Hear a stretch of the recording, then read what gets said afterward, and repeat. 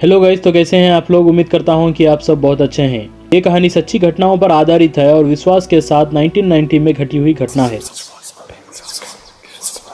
विश्वास एक एम्प्लॉय था और शहर में काम करता और रात होने से पहले ही वो अपने गांव के लिए निकल जाता। मगर ऑफिस वर्क बहुत था, इसीलिए वो वहीं रुककर काम निपटा कर ही निकलना पड़ा।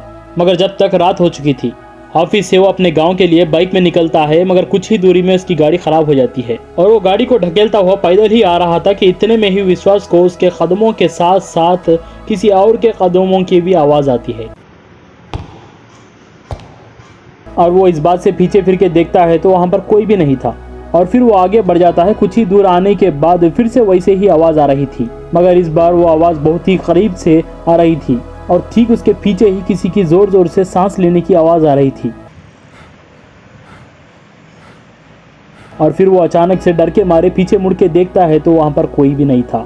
और वो अपने आप को शांत करके अपना वहम समझ के आगे की ओर देखता है तो अचानक से कहीं से एक सर कटा हुआ भूत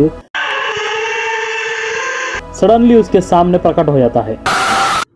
इस बात से विश्वास बहुत ही डर जाता है और जोरों से चीख के वहां से भागने लगता है, अपनी गाड़ी को वहीं पर छोड़कर। जितना तेजी से वो भाग सकता था वो उतनी तेजी के साथ वहां से भाग रहा था बिना पीछे मुड़े। मगर वो सरकटा हुआ भूत भी हवा में लेविटेट होते हुए उसके पीछे ही आ रहा था। इस बात से विश्वास बहुत ही ज्यादा घबरा जाता है और वो सरकटा हुआ भूत अजीब व गरीब से हंसता हुआ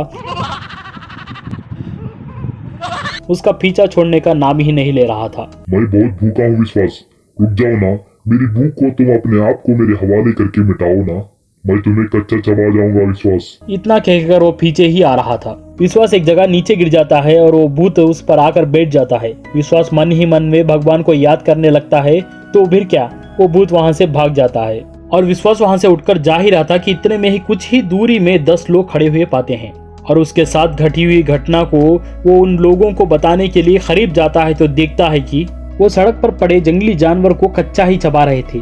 इस नज़ारे को देख विश्वास बहुत ही ज्यादा डर चुका था और वो पीछे मुड़ ही रहा था कि इतने में ही अचानक से